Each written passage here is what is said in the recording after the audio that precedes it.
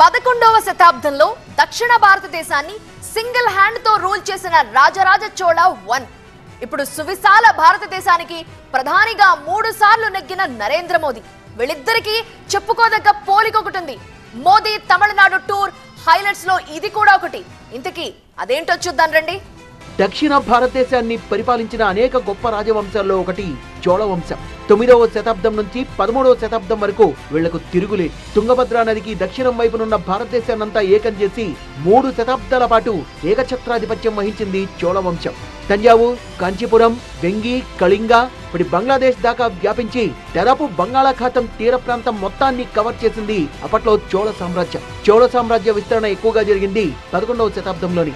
ఒడిశాను, బెంగాల్లోని పాలవంశాన్ని జయించి ఉత్తర భారతదేశంలోని గంగానదికి చేరుకున్నాడు మొదటి రాజరాజ చోళుడు. అక్కడ సాధించిన అద్భుత విజయాలకు గుర్తుగా అప్పట్లో ఇష్టపడి ఒక రాజధాని నిర్మించుకున్నాడు. దాని పేరే గంగైకొండ చోళపురం. అలనాటి ఆ చారిత్రక ఘట్టం జరిగి సరిగ్గా 1000 ఏళ్లు పూర్తయ్యాయి. స్వాతంత్రం వచ్చి సంస్థానాల విలీనం జరిగి విశాల భారతదేశం ఏర్పడ్డాక రాజరాజ చోళ టెంపుల్ తమిళనాడు పరిధిలోకి చేరింది. చోళ ఎంపైర్ ను ద్రవిడులు గర్వకారణంగా చెప్పుకుంటారు. ఇప్పుడు 1000వ ఆవిర్భావ దినోత్సవం వేళ సందర్భాన్ని సెలబ్రేట్ చేసుకుంటోంది మోదీ సర్కార్. చోళుల నాటి శివాలయాన్ని ఏ ప్రభుత్వ పెద్దలు పట్టించుకోలేదని, తమ హయాంలోనే పునర్వైభవం సంతరించుకుంటోందని ఘనత చాటుకుంటున్న బీజేపీ ప్రధాని మోదీకి సాక్షాత్తు చోళ మహారాజుతో పోలిక పెట్టేసింది. So there is a great connect between our Honorable Prime Minister and Tamil Nadu Rajendra Chola. So we are very happy. Today Tamil Nadu government has allotted 12 crores to desilt the Chola Gangam project river.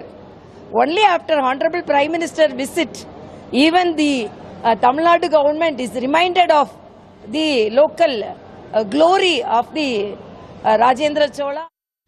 Gangaikonda చోళపురంలో పర్యటిస్తున్న మొట్టమొదటి ప్రధానమంత్రి నరేంద్ర మోదీ.